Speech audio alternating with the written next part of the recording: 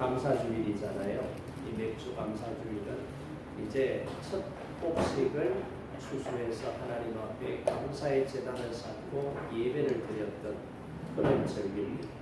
이 맥주 감사주일을 맞이해서 여러분의 삶과 여러분의 가정 위에 하나님의 은혜와 사랑이 넘치고 여러분의 삶을 통하여 감사가 넘치는 그런 행복한 삶을 살기를 주님의 이름으로 축복합니다. 아멘. 오늘 말씀은 야곱과 그의 가족 70명이 아들 요셉이 총리가 되어서 그 아버지와 그 형제 가족들을 애굽으로 초청을 하게 됩니다. 그래서 애굽에 내려가서 정착을 해서 살았는데 처음부터 나올 때까지를 계산하면 약 430년의 시간입니다. 긴 세월 동안 이 야곱의 12 아들들이 애굽에서 살아갑니다. 그런데 이 요셉이 총리로 있을 때에는 이 바로가 요셉과 그의 가족들을 우대해 줬습니다. 그런데 세월이 지나 요셉이 죽고 또 세월이 지나 요셉을 알지 못하는 바로가 이제 나라를 다스리게 되었습니다. 그랬을 때 이 애굽의 왕 바로가 어떻게 합니까? 나라의 힘들고 어려운 일들, 위험한 일들, 자국의 백성들이 하기 싫어하는 일들을 누구에게 맡기죠? 히브리 민족에게 맡깁니다. 야곱의 아들들에게 맡깁니다. 그래서 애굽에서 이 힘들고 어려운 노역들을 감당하면서 사는데 일하면 일의 대가를 주어야 되는데 일의 대가, 노동의 대가도 받지 못하고 심지어 나중에 세월이 더 흐르니까 이들이 결혼해서 자녀를 낳으면 그 자녀들 중에 아들이 태어나잖아요. 그 아들이 태어나면 어떻게 애국 당국에서 나와서 남자 아이들은 전부 다 부모로부터 빼앗아서 살해를 하게 됩니다. 그래서 남자들의 숫자가 많아지면 애국 안에서 히브리인들이 폭동을 일으키거나 쿠데타를 일으키고 이 내부의 적과 외부의 적이 결탁이 되어서 애국을 공격하게 되면 나라가 위태롭게 된다는 그런 생각 때문에 남아 살해 정책을 애국에서 하게 됩니다. 그럴 때 애국 사람들이 이 애국에서 살았던 히브리인들이 얼마나 고통스럽고 힘들어요. 그래서 출애굽 1장에 보면 그 고통스러운 호소를 하나님 앞에 가더라 그 내용이 기록이 되어 있잖아요. 이렇게 힘들고 어렵게 살았던 이들에게 하나님의 때가 되니까 모세를 통해서 출애굽하게 되죠. 출애굽했을 때 이들의 감동이 얼마나 컸겠어요. 하나님 감사합니다. 너무 좋습니다. 행복합니다. 우리가 애굽에서 노예로 살던 것과 지금 광야에 남아서 자유인으로 사는 것 비교를 해보니까 너무너무 좋습니다. 하나님 감사합니다. 이렇게 감사해야 되지 않을까요? 만약에 여러분이 히브리인이었다면 그 당시 430년 동안 애굽에 살면서 노예로 전락이 되어서 아들마저도 빼앗겨서 죽임을 당해야 되는 그런 처참한 생활 속에서 하나님의 은혜로 모세를 통해서 해방되게 하시는, 그래서 자유인이 되고 자유를 누리는 삶을 살게 해주시면 여러분 같으면 감사하겠어요? 원망하고 불평하겠어요? 조금 힘들고 어려워도 원망하고 불평하겠어요? 아니면 감사하면서 기뻐하면서 살겠어요? 그런데 오늘 성경에 나오는 이 사람들은 광야 40년 세월 가운데 조금만 힘들고 어려우면 어떻게 한다고요? 원망하는, 불평하는. 특히 오늘 본문에 나오는 가데스 바네아는 이스라엘 백성들이 나와서 이제 가나안 땅을 목전에 두고 있는 지점이었어요. 이 가나안하고 가장 가까운 지점이 가데스 바네아 여기였는데 그냥 들어가지 않고 어떻게 모세가 그 백성들 가운데 12명을 선발해서 어떻게 합니까? 가나안 땅을 정탐하게 하는 거예요. 이제 우리가 쳐들어가서 전쟁을 하고 그 땅에 살고 있는 토착민들을 쫓아내고 그 땅에 하나님의 백성들이 들어가서 살아야 될 텐데 그 땅은 어떻게 생겼고 그 땅에서 자라는 식물들은, 그 땅에서 경작되는 농작물은, 그 땅에서 재배하는 과일나무들은, 그 땅에 살고 있는 사람들은, 그 땅의 성의 숫자는 인구는 어떤지 살펴보도록 하기 위해서 모세가 가데스 바네아에서 그 백성들을 선발을 해서 보내잖아요.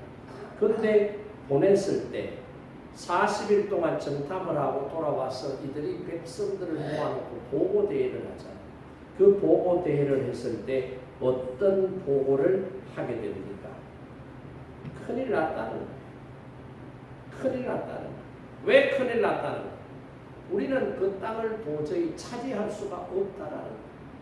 그 땅이 좋기는 하지만 우리 힘으로는 그 땅을 정복하고 그래서 그 땅의 주인으로 살아갈 수 없다라고 하는 보고를 40일을 정탐하고 온 12명의 정탐꾼들 가운데 10명이나 그런 식으로 보고를 하게 됩니다. 그랬더니 백성들이 그 보고를 듣고 어떻게 해요? 대성 통곡을 합니다. 밤낮을 울면서 통곡을 합니다.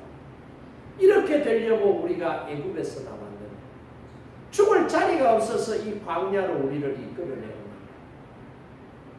우리를 이끌어낸 사람이 누구야? 이때는 열받았으니까 누구야가 아니라 어느 놈이야? 어떤 놈이야? 모세 잡아와.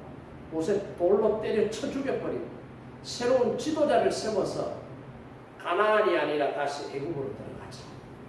그래서 바로 왕에게 싹싹 빌고 다시 노예가 되어도 좋으니 그 땅에서 살자. 그렇게 생각하는 사람들이 많이 생겨나게 되더라 이 말이에요. 이 모습을 보면 우리가 뭘 깨달아야 돼요? 믿음 없는 사람들은 믿음 없는 사람들의 말에 현혹이 되는 거예요. 믿음이 있는 사람 같으면 믿음 없는 말하면은 믿음 없는 소리 하지 말라고 그럴 거예요. 근데 믿음 없는 사람이니까 믿음 없는 사람이 믿음 없는 말을 하니까 그래 맞네 아이고 그렇지 이렇게 되는 거예요. 그러니까 여러분 친구 잘 사귀어요. 사람 잘 사귀어요. 친구 따라 강남 간다는 말이 있잖아요. 못된 친구 만나면은 사귀면은 못되게 되는 거예요. 세속적인 사람하고 만나서 가깝게 지내면 신앙인들도 세속적인 삶을 살 수밖에 없다 이 말. 게으른 사람 만나면 게을러지고요. 술꾼 만나면 술주정뱅이 되고요. 도박하는 사람 만나면 도박하게 되고요. 사기치는 사람 만나면 사기치게 되고요. 누구를 만나느냐 얼마나 중요하죠. 믿음 없는 사람들이 말이에요. 그 땅은 기름지고 좋지만 그 땅에는 이미 네피림 족속이 살고 그 사람들의 키가 얼마나 크고 몸집이 큰지 우리하고는 비교가 안 돼요. 그 사람들이 사람이라면 우리는 메뚜기 같은 존재. 메뚜기 컴플렉스에 빠졌거든요. 그 땅은 풍요롭기 그지없어. 포도 한 송이가 어마어마하게 커. 옛날에 제가 그림 성경 동화를 보거나 그림 성경 이야기 보면요. 정탐 같은 정탐꾼 둘이가요. 큰 지게작대기 같은데 포도 한 송이를 끼워가지고 울러내고 오더라고요. 그만큼 그 땅은 풍요롭다. 그렇지만 그 땅에는 견고한 성들이 있고 훈련된 군사들이 있고 군대가 있더라는 거예요. 그러니까 우리하고 비교하면 우리는 잽도 안 된다는 거예요. 그러니까 그 땅을 차지할 수 없어. 큰일 났어. 이렇게 보고를 하니까 백성들이 야단이 났다 이 말이에요. 근데 12명을 보냈다고 그랬잖아요. 12명 중에 10명이 이렇게 보고를 하고 두 사람은 다르게 보고를 하는 거예요. 똑같이 40일 동안 똑같은 지역에 들어가서 똑같은 것을 보고 왔는데 내용은 똑같은데 해석이 다르더라 이 말이에요. 뭐가 달라요? 해석이 다르다. 본 거는 똑같아요. 네피림 족속이 사는 것도 봤고요. 성들이 견고한 것도 봤고요. 군인들이 군사가 되어 훈련된 군대가 있는 것도 봤고요. 식물들이 잘 자라는 것도 봤고요. 과일나무들이 풍성하게 열매 맺은 것도 봤어요. 목축업도 하기 좋고 농사짓기도 좋아요. 정말로 젖과 꿀이 흐르는 땅이었어요. 똑같은 것을 봤어요. 근데 이 여호수아와 갈렙 두 사람은 똑같은 것을 보아도 해석을 다르게 합니다. 우리는 그 땅을 차지할 수 없어. 우리는 그들 앞에 메뚜기와 같은 존재야라고 말했던 10명의 정탐꾼들과는 다르게 해석을 하는 거예요. 어떻게? 하나님께서 그 땅을 우리 손에 붙여주셨으니 그들은 우리의 밥이다. 할렐루야. 그들은 우리의 밥이다. 똑같은 현실을, 똑같은 것을 보고 왔음에도 보고 해석을 어떻게 하는 거예요? 정반대로 하는 거예요. 그들은 우리는 할 수 없다고 그랬어요. 근데 이 두 사람은 그들은 우리의 밥이라고 그랬어요. 왜요? 하나님께서 그 땅을 이미 우리에게 주시기로 약속해 놓은 땅이기 때문에 그렇다는 거예요. 그래서 성경에 보세요. 오늘 말씀에 보세요. 부정적으로 보고한 10사람의 말을 듣고 큰일 났다. 모세를 때려 죽이고 다시 애국으로 돌아가자 라고 말했던 사람들은 어떻게 됐어요?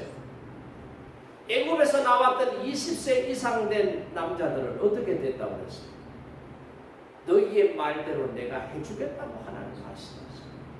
20세 이상 남자들은 목전에 적과 꿀이 흐르는 가나안 땅, 약속의 땅이 있어도 그 땅에 들어가지 못하고 어떻게 해요? 다 죽습니다. 하나님께서 거기에서 바로 가나안 땅으로 가게 이끄신 것이 아니라 하나님을 신뢰하지 못하고 원망하고 불평했던 이 사람들을 어떻게 해요? 39년 동안 뺑뺑이 돌리십니다. 그 39년 전체 40년 뺑뺑이 돌면서 불신앙으로 똘똘 뭉쳐 있었고 하나님의 말씀을 신뢰하기보다는 환경을 보고 세상을 봤던 현실에 주목했던 이 사람들은 결국 40년 광야 세월만 하다가 그 거친 광야에서 다 죽고 말았다라고 하는 내용, 그 말씀이 오늘 본문에 나오는 내용이다 이 말이에요. 그래서 여러분 말을 잘해야 된다. 뭐를 잘해야 된다고요? 말 잘해야 된다. 여러분하고 저하고 대화하거나 여러분들끼리 아니면 가족끼리 대화할 때 여러분의 언어가 긍정적인 단어를 많이 사용하는지 부정적인 단어를 많이 사용하는지 한번 생각해요.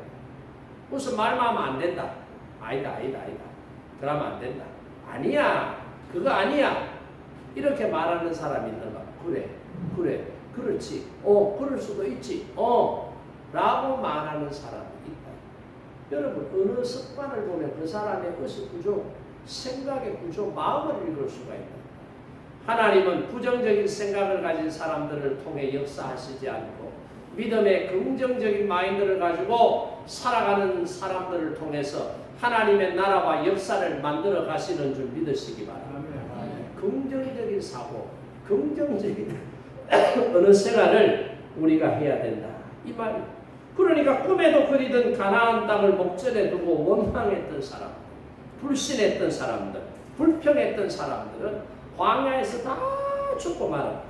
이 말씀이 신약성경 고린도전서 10장 10절에도 나와요. 어떻게 표현이 되어 있느냐? 그들 가운데 어떤 사람들이 원망하다가 멸망시키는 자에게 멸망하였나니 너희는 그들과 같이 원망하지 말라. 그렇게 말씀합니다. 원망하다가 멸망당했다.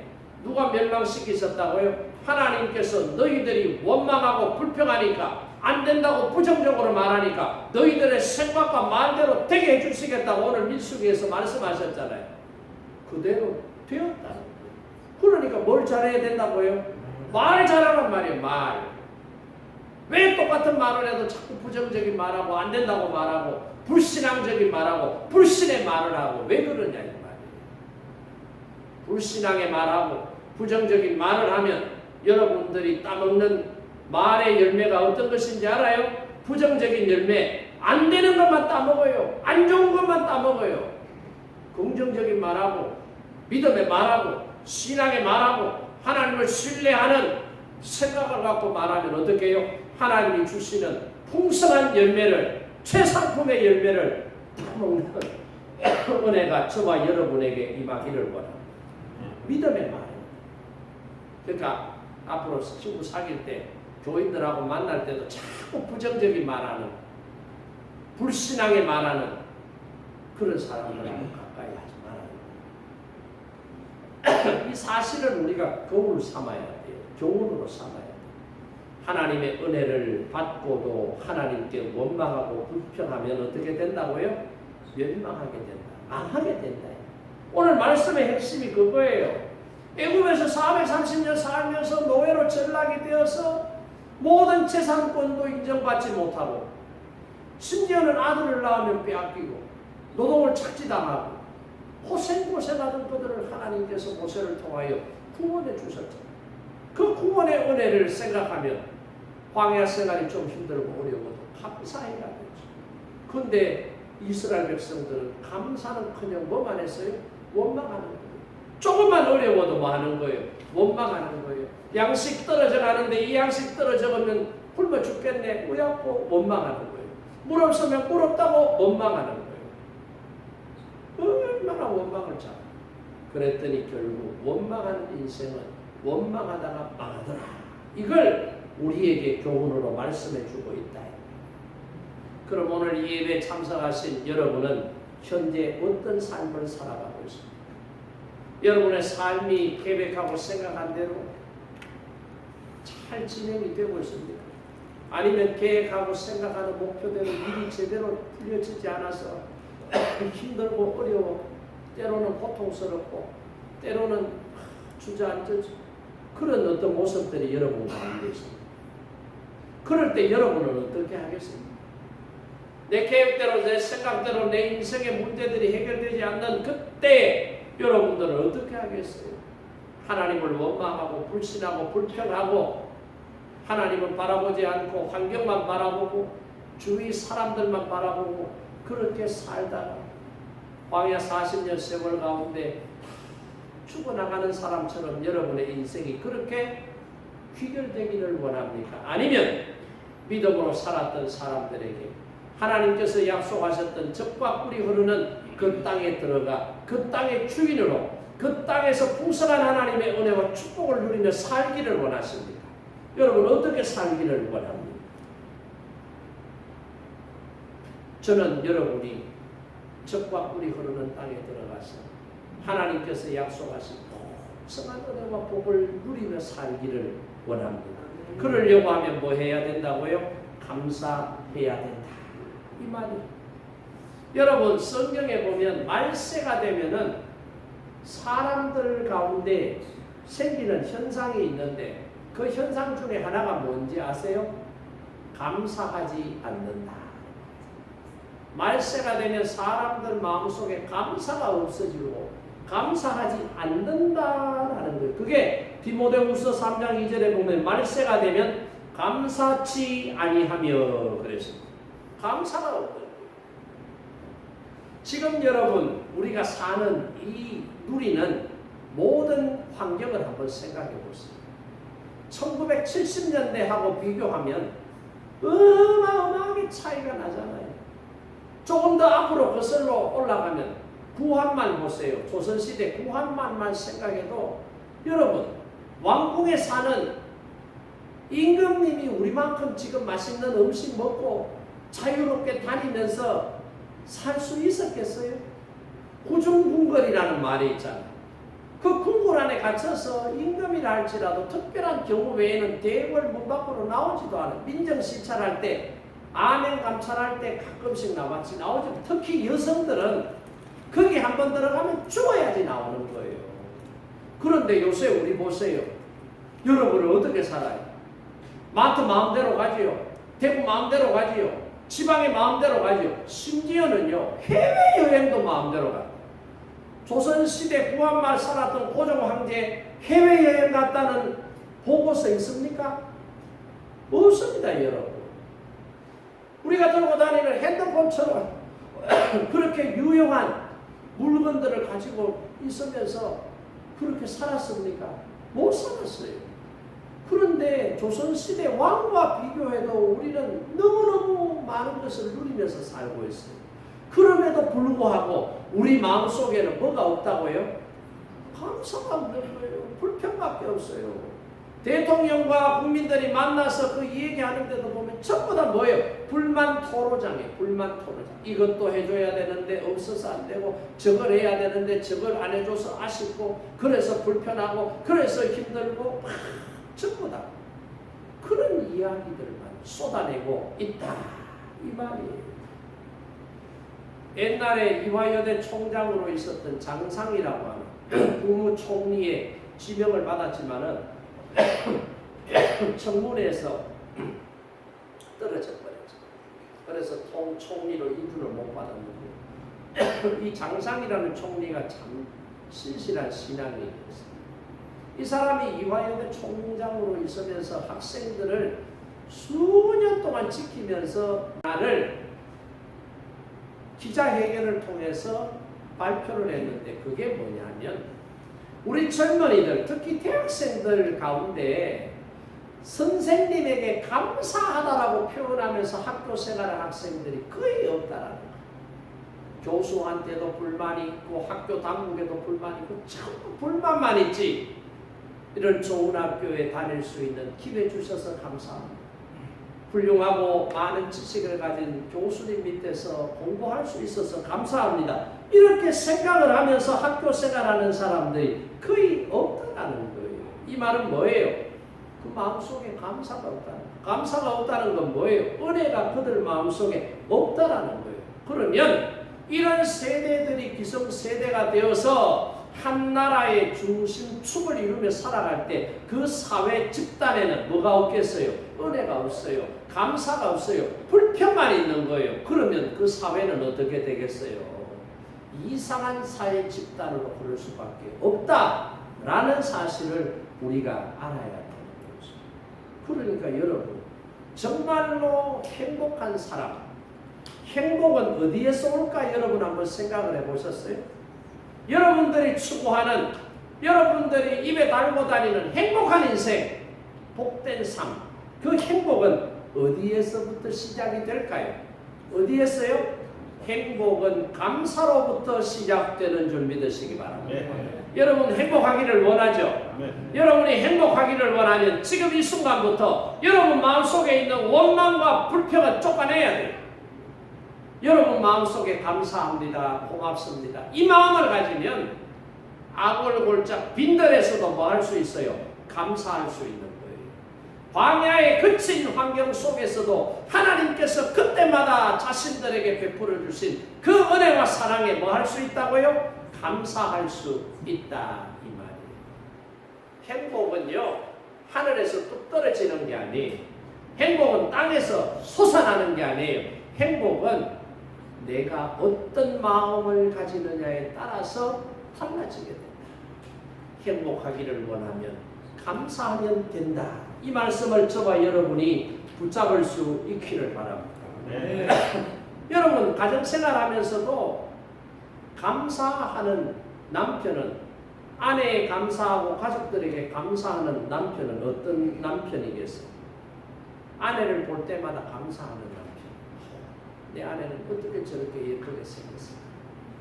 비록 반찬 솜씨는 별로 없지만 사랑하는 남편과 가족을 위해서 저렇게 더운데 저 반찬 준비한다고 애쓰는 모습, 저 뒷모습이 세상에 그 어느 누구보다도 아름다워. 그런 생각을 가지고 감사하는 남편은요 집에 들어가는 게 즐거운 거예요. 퇴근 시간만 되면 어디 가요? 집으로 들어가는 거예요. 반대로 아내에 대해서 불평이 많은 남편, 그 남편은 퇴근 시간만 되면 걱정이 되는 거예요. 아이고 큰일 났다. 퇴근 시간 다 되는데 오늘은 무슨 핑계를 대고 집에 늦게 들어갔고, 오늘 친구 누구한테 전화해가지고 한잔하고 집에 들어갔고, 집에 들어가면 저러고 옆에 내 꼬라지 보기 싫은데 또 들어가면 잔소리 할 텐데 앞모습은 그냥 뒷꼭대기만 봐도 열불이 쳐서 아이고 스트레스니 큰일 났다. 집에 왜 들어가겠고. 감사가 없는 남편, 아내에 대해서 감사하지 못하는 남편, 이런 거예요. 반대예요. 아내도 마찬가지예요. 남편을 볼 때마다 저 남편 얼굴은 옆집 남자보다 좀 덜 생겼어도 먹여 살리려고 저렇게 애쓰고 힘쓰는 거 보면 저 천상 내 남편 맞네. 남들이 뭐라고 말하든지 키가 좀 작든지 얼굴이 좀 덜 생겼든지 개성 있게 생겼다고 좋게 말할지라도 내가 볼 때는 내 남편이 넘버원이다. 저 남편 위해서 내가 뭐라도 해야지. 그런 마음으로 남편을 존중하고 남편을 인정하고 남편의 길을 살려주고 남편 보면 고맙다고 사랑한다고 고생한다고 격려해주고 위로해주고 축복해주면은요 얼마나 그 가정이 행복한 가정이 되겠어요. 어느 집에 애가요 그 같은 학년이 한 100여 명 되는데 학교에 가서 공부를 했어. 공부를 해서 성적표를 받아왔다. 같은 학년, 동급 학년 100명 중에 몇 등을 했느냐? 98등을 한 거예요. 여러분 같으면 못자겠어요. 이놈의 새끼 학교 보내놨더니 공부를 안 하고 맨날 친구들하고 놀고 핸드폰 들고 까불어 째끼더니 성적표 받아보니 이놈의 새끼야 학교 가지 마라! 학원도 딱 끊어라! 100명 중에 98등 하는 이 새끼 믿고 뭔 돈 벌어가 학원에 한 달에 15만원씩 25만원씩 돈 주고 한 달에 140, 50만원씩 학원 갖다 드리고 고기 사먹자 떼차 이런 새끼 학원 보내지 마라 학교도 보내지 마라 이 땅으로 공부해가 앞으로 뭐가 되겠어? 만약에 그렇게 말하는 아빠가 있다면 이 집은 행복하겠어요? 불행하겠어요? 불행한 거예요. 근데 어떤 아빠는요 100명 가운데 98등을 하고 그러면 그 아들을 볼 때 잘했다 그래도 한 학기 동안 뭐 결석을 한 번도 안 했네. 성적표는 좀 엉망 나오고 결석을 한 번도 안 하고 꾸준하게 학교는 열심히 다니네. 그래 성실하면서 뭐 하는 거야. 아까 친구들 봐도 공부 잘해도 별 볼 일 없어. 잘됐다 해도 지금 뭐 면석이 하고 있으니까 그 신경 쓰지 마. 공부 잘해도 소용없어. 안 아프면 돼. 안 아프면 돼. 건강하면 돼. 너 그래도 맨날 보니까 막 공부를 못 해도 맨날 웃고 막 시글벙글하게 살대. 그래 공부를 못 해도 괜찮아. 공부 못 한다고 찌그리다 공부 잘해지는 것도 아니고 공부 못 해도 괜찮아. 웃음꽃이 활짝 피면서 기분 좋게 행복하게 살면 돼. 아빠는 그걸 원해. 우리 아들 대단해. 앞으로 공부 열심히 해가지고 1등 할 생각하지 말고 98등 해도 좋으니까 안 아프고 기분 좋게 행복하게 살아. 알았지? 이러는 집은 어떻게 되겠어요? 그런 집은 행복한 거예요. 98등 아들하고 살아도요 기분이 좋은 거예요. 그 아들 보면 아유 저런 새끼 저거 앞으로 뭐가 아이고 내 새끼 건강하고 얼굴에 웃음꽃이 반짝반짝 피니까 보기 좋다 행복하다 온나 고기 보러 가자 이래 되는 거예요. 어떤 마음을 가지느냐에 따라서 그 가정도요 행복할 수 있고 불행할 수 있더라. 그래서 행복은 어디로부터 나온다고요? 마음으로 감사로부터 시작이 되더라. 감사가 없으면 여러분 지옥이에요. 지옥. 방금 말씀드렸던 것처럼 남편은 아내는 남편은 부모는 자식은 부모를 볼 때마다 뭐예요? 짜증을 나는 거예요. 스트레스 받는 거예요. 안 그래도 날씨 더워서 지금 막 더워 죽겠다고 그러는데 그러다가 이런 것까지 해나면 폭발하는 거예요. 가정이 지옥이 되어버려요. 뭐가 없으면? 감사가 없으면 가정이 지옥이 돼요. 환경이 아무리 좋아도 감사가 없으면 하루하루 얼굴을 맞대고 부대끼며 살아가는 그 사람들이 뭐가 되는 거예요? 지옥. 감사가 없으면 여러분 건강도 나빠져요. 이렇게 스트레스 많이 받으면 어떻게 돼요?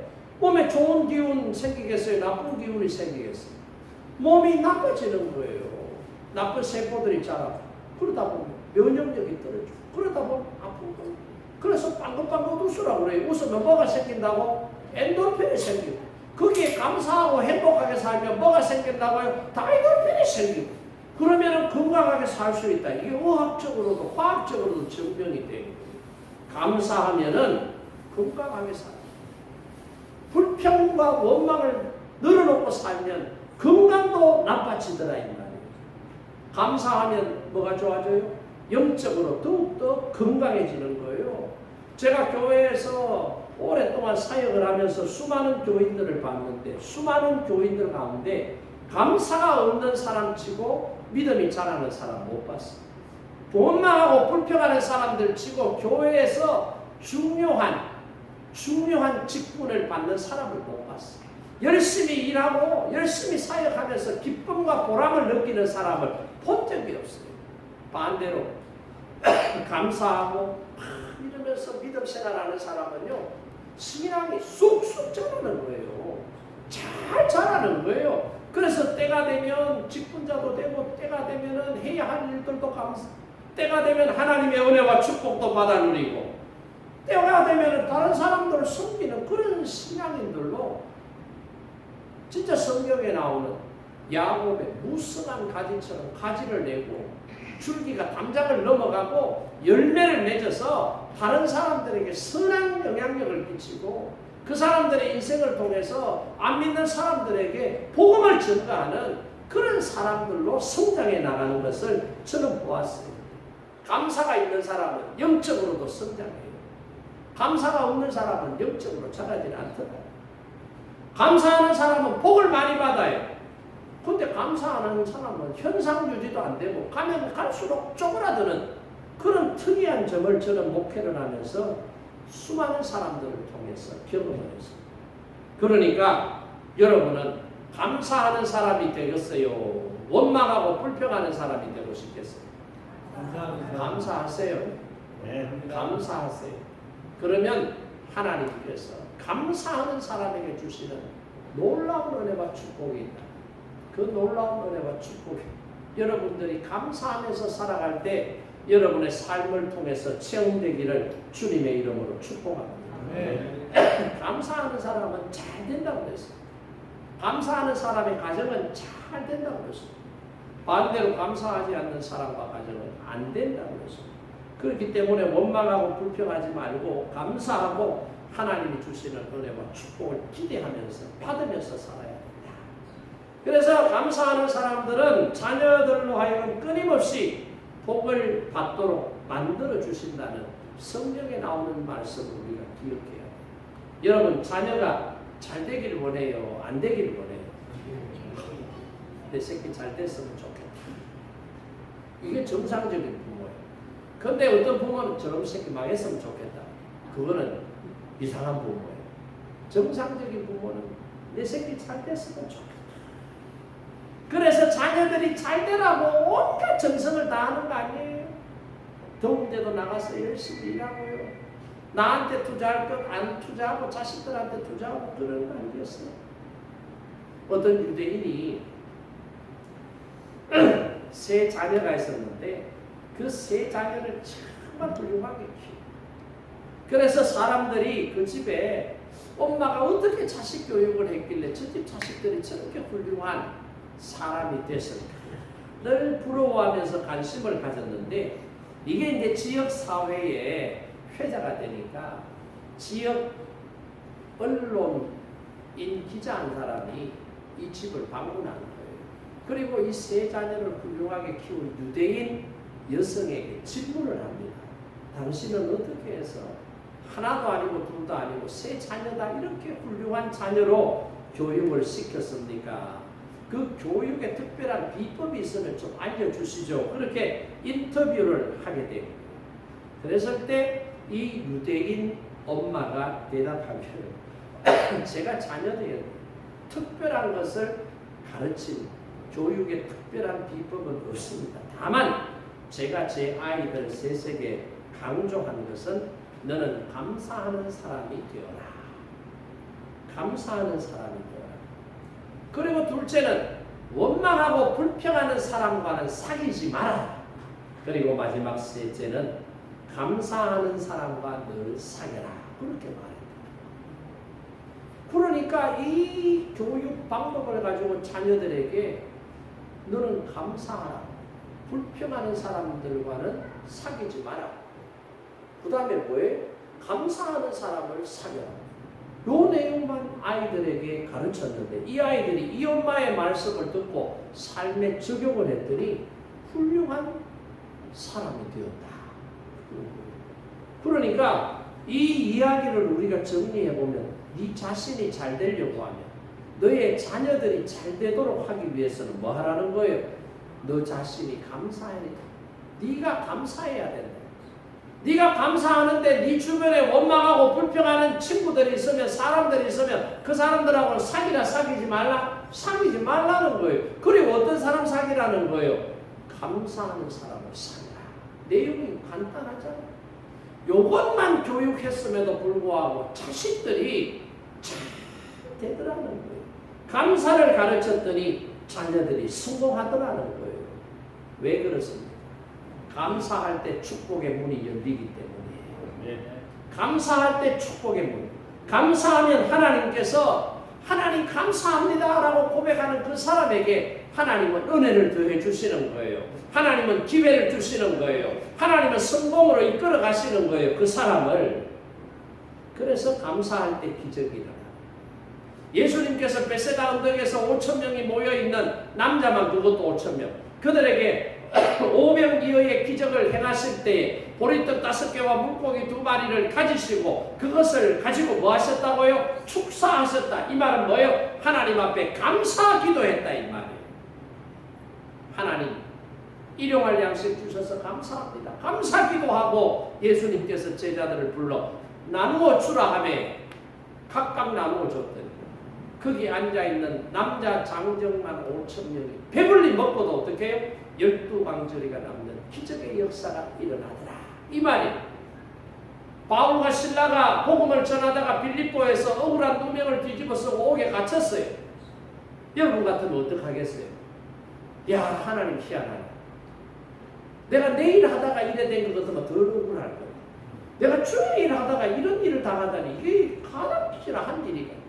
이거 도저히 어떻게 설명을 해야 돼? 이거 이해가 되나? 신라야 일로 와봐. 신라야 네 해석 한번 해봐라. 선생님 저 해석이 안 됩니다. 바울 선생님을 해석 한번 해보시죠. 나도 해석이 안 된다. 이랬어요. 그랬으면 온문이 열리는 기적의 역사가 일어나지 않았을 거예요. 근데 바울과 신라는 억울한 누명을 뒤집어 쓰고 흠칫 두들겨 맞고 착고가 채워진 상태로 감옥 깊숙한 곳에 갇혀있는 사람. 그 갇혀있을 때 바울과 신라가 서로 눈탱이가 시반티가 되고 터져가지고 피가 줄줄 흐르는 얼굴을 보면서 신라야 그래도 감사하자. 선생님 그래도 감사하죠. 그러면서 바울과 신라가 옥에서 하나님을 찬양하고 감사했더니 옥문이 열리는 기적의 역사가 나타나고 옥사를 지키는 간수장이 선생님 어떻게 하면 구원을 받을 수 있습니까? 너와 내 집이 예수님을 영접하면 구원받을 수 있어. 할렐루야. 옥간에서도 복음을 전하고 그 간수가 그 가족들이 예수 믿고 구원받는 빌립보 교회의 성도들이 되게 하시는 기적의 역사를 만들어 나가신 줄로 믿습니다. 뭐 할 때 이런 기적의 역사가 나타난다고요? 감사하면 나타나는 거예요. 그 바울과 신라에게 나타나는데 여러분에게는 안 나타나는 아니 여러분이 믿는 하나님이나 바울과 신라가 믿었던 하나님과 같은 분이십니다. 오늘 우리에게 기여되어 있는 것은 우리에게 이런 삶의 기적과 역사가 일어나지 않는 것은 무엇 때문일까? 그 이유가 저는 감사가 없기 때문에 그렇다. 진정한 감사의 마음으로 하나님 앞에 우리의 삶을 맡기고 내 인생의 문제를 맡기고 하나님 앞에 기도하고 찬송하고 나가면 하나님께서는 바울과 신라를 통해서 역사하셨던 것처럼 저와 여러분의 삶을 통해서도 역사하는 그런 은혜가 나타날 줄로 믿습니다. 미국이 지금 세계 초인류 강대국이라고 해요. 중국이 그 뒤를 바짝 쫓고 있습니다. 그래서 미국하고 중국하고 지금 엄청나게 경쟁하고 있습니다. 보이는 부분과 보이지 않는 부분. 그런데 중국의 역사는 어마어마한 역사입니다. 하원주부터 시작하면 수천 년의 역사예요. 그런데 미국의 역사는 얼마예요? 불과 300여 년밖에 돼요. 그 짧은 역사 속에 미국이라고 하는 나라가 세계 200여 개국의 나라들 가운데 초인류 강대국이 될 수 있었던 이유가 여러분은 뭐라고 생각합니까? 미국에 많은 대통령들이 배출이 되었는데 조지 워싱턴 대통령이 미국 대통령이 되었을 때 감사절 절기를 만들어 놨습니다. 그런데 제퍼슨 대통령이 대통령에 당선되고는 감사절 절기를 없애버렸어요. 감사절이 없어. 그런데 미국의 제16대 대통령이 된 에이브라함 링컨이 이 없어진 감사절을 다시 복원을 시킵니다.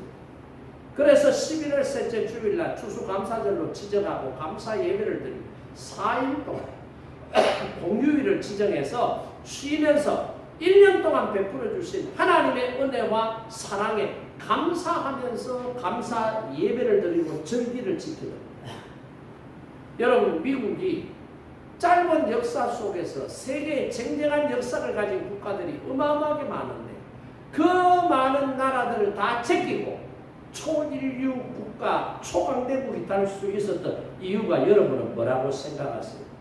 미국이 왜 이런 축복을 받았다라고 여러분 생각하세요? 여러분은 아세요?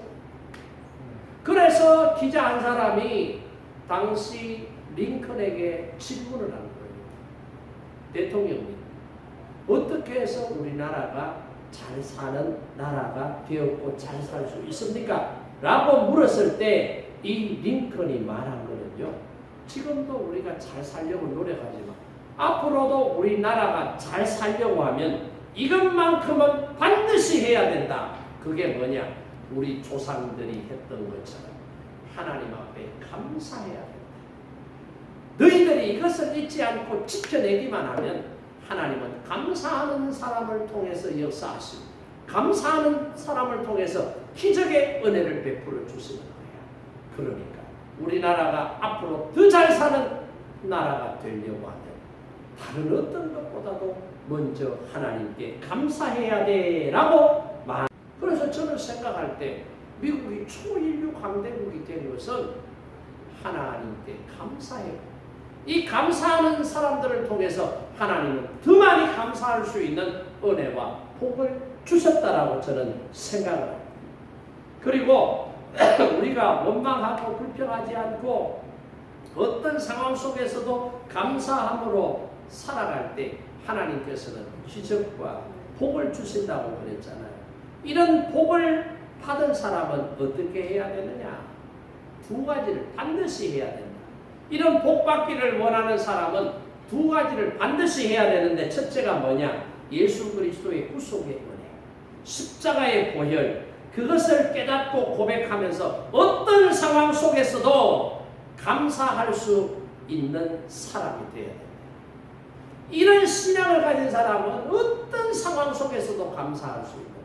죄로 말미암아 죽을 수밖에 없는, 죄로 말미암아 영벌을 받을 수밖에 없는 나, 죄로 말미암아 하나님과 원수되었던 나, 그런 나를 예수 그리스도를 통하여 십자가의 구속의 죽음으로 말미암아 나를 살려주시고 하나님의 자녀로 회복시켜주시고 영생의 복을 누리게 하시는 하나님의 은혜 감사합니다. 이 감사만 가지면 세상 살면서 어떤 것도 감사할 수 있을 줄로 믿습니다. 근본적인 감사에 대한 이해와 감사의 고백이 있으면 내가 살아가는 삶의 자리에 비록 힘들고 어려운 부분이 내 뜻대로 내 생각대로 되지 않고 실패하고 절망해야 될 부분들이 있다 할지라도 이 신앙을 가지면은 그런 자리에서도 뭐 할 수 있다는 거예요? 감사하며 살아갈 수 있다라고 하는 사실. 두 번째는 뭐냐? 지금까지 내게 주신 은혜를 믿음으로 깨닫고 발견하는 거예요. 그리고 앞으로 내게 주실 은혜를 바라보는 거예요. 오늘 성경에도 나오지 않습니까? 믿음이 좋은 사람은 오늘의 어려움을 통해서 내게 더 좋은 것을 하나님께서 주시기 위하여 지금 준비 운동시키고 있다. 워밍업을 하고 있다라는 사실을 깨닫는 거예요. 믿음이 좋은 사람은 오늘의 어려움을 통해서 내게 더 좋은 것을 주실 줄로 믿고 질병 가운데서도 실패 가운데서도 하나님 앞에 뭐 하는 거예요? 감사할 수 있는 사람이다. 이 말이에요. 그래서 우리가 잘 아는 사람, 송명희 시인 같은 사람 보세요. 정상적인 신체를 가진 사람은 송명희 시인의 입장에 서면 감사할 수 있겠어요? 없겠어요? 우리는 몸이 조금만 아파도 아이고 불평을 털어놔. 그런데 송명희 시인은 태어날 때부터 내성마비의 장애를 가지고 중증장애우였지만은 원망하고 불평하지 않아요. 그래서 그가 지었던 수많은 시와 그가 지었던 수많은 찬양들을 보면 공평하신 하나님, 나 가진 재물 없지만 나 남이 가지지 못한 것을 내가 뭐 했다고요? 가졌다 이 말이에요. 그것을 발견하니까 송명희 시인은 뭐 하는 거예요? 감사하는 거예요. 뭐 할 수 있는 거예요? 감사할 수 있는 거예요. 비록 내 몸은 연약한 몸으로 태어났지만 연약한 내게 주시는 하나님의 또 다른 은혜가 있다. 그 은혜를 붙잡고 내가 믿음으로 살면 그 은혜를 통해서 하나님은 새로운 일들을 창조해 나가 믿습니다라고 하는 믿음이 송명희 시인에게 있었기 때문에 장애를 극복한 수많은 사람들의 마음을 울리고 감동을 주는 그런 시를 만드는 그런 찬양을 만드는 훌륭한 신앙인으로 하나님의 손에 붙잡혀 살았다라는 사실을 저와 여러분이 깨달을 수 있기를 바랍니다. 네.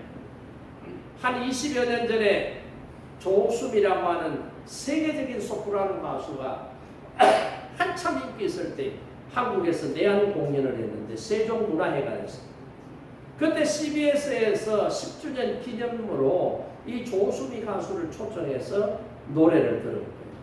그러니까 수많은 사람들이 세종문화회관 거기에 들어가서 조수미의 노래를 듣고 감동을 받고요.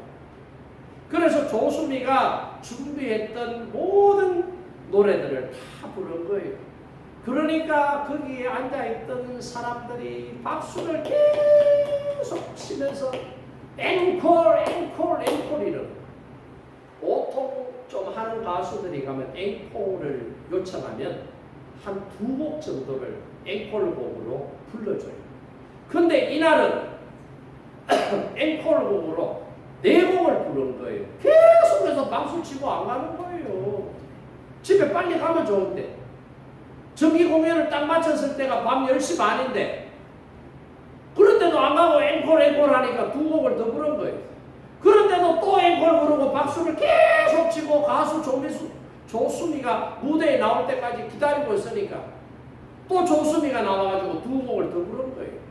그래서 앵콜하면 2곡, 혹시나 싶어서 2곡은 여유분으로 더 준비를 해요. 4곡을 조양악단하고 맞추어서 준비를 했는데 4곡 다 불렀는데도 안 가고 또 박수치고 앉았는 거예요. 그러니까 연습한 곡이 없어요. 이제는 더 부를 준비된 곡이 없어요. 그랬을 때 계속 박수치고 안 가고 있는 그 사람들을 위해서 조수미가 또 나온 거예요. 조수미가 또 나와서 말하기를, 여러분 오늘 정말 감사합니다. 오늘 이 공연을 이렇게 열렬히 환호해 주셔서 정말 감사한데 제가 준비한 곡은 다 끝이 났습니다. 앵콜하면 혹시나 해서 2곡 준비했는데 또 앵콜해서 4곡 다 불러서 이제는 부를 곡이 없습니다. 이제는 관양단하고 맞춘 곡이 없어요. 이제는 끝내야 됩니다. 이제는 부를 수가 없어요. 라고 말해도 계속 박수치는 거예요. 그랬을 때 조수미가 다시 들어갔다가 나와서 부른 곡이 뭔지 아세요? Amazing Grace. Amazing Grace. 나 같은 죄인 살리시. 옛날 찬송가 405장, 지금 찬송가 305장. 나 같은 죄인 살리신 그 노래를 거기에서 부른 거예요. 관현 악단에 반주 없이, 악기 연주 없이 그냥 부른 거예요. 그랬을 때 마지막까지 남아서 조수미의 노래를 들었던 사람들이 마지막에는 일어서서 기립해서 박수를 치고, 그랬을 때 조수미가 한 게 뭐냐? 오늘 내가 이렇게 여러분 앞에서 노래할 수 있는 것은 하나님의 은혜입니다. 하나님의 은혜. 오늘 힘들고 어려운 시대 속에 힘들고 어렵게 살아가고 있지만 오늘 여기 이렇게 나와서 예배드리고 살아가는 것도 저와 여러분이 고백할 수 있는 말은 하나님의 은혜입니다. 이 고백이 되기를 원합니다. 아멘. 하나님 나 왜 이렇게 힘들게 만들어요? 하나님 나 짜증나요. 하나님 나 고통스러워요. 원망과 불평이 아니라 하나님 감사합니다. 내가 비록 부족하고 연약해, 내게 이런 하자가 있고 이런 문제가 있고 내 삶에 이런 찌르는 가시가 있어도 나의 나된 것은 하나님의 은혜입니다. 하나님 감사합니다. 라고 하는 믿음의 고백 가지고 저와 여러분도 하나님 앞에 감사하며 살아갈 수 있기를 원합니다. 아멘. 원망하고 불평했던 사람들은 다 죽었어요. 원망하고 불평할 수밖에 없는 삶의 자리에서 감사하며 하나님 앞에 고백하며 살았던 사람들, 가나안 땅에 들어가 주인으로 살아가고, 감사하는 사람을 통해서 하나님은 살아계신 하나님의 전능하신 은혜와 능력을 체험하게 하시고 그 복을 받아 누리게 하시더라는 이 말씀을 여러분 꼭 붙잡으시고 감사하셔서 여러분은 하나님의 은혜와 사랑 가운데 하나님이 주시는 복을 큰 복 받아 누리는 우리 새로남교회에 사랑하는 성도들 되시기를 주님의 이름으로 축복합니다. 아멘. 우리 자리에서 일어나셔서 오늘 주신 말씀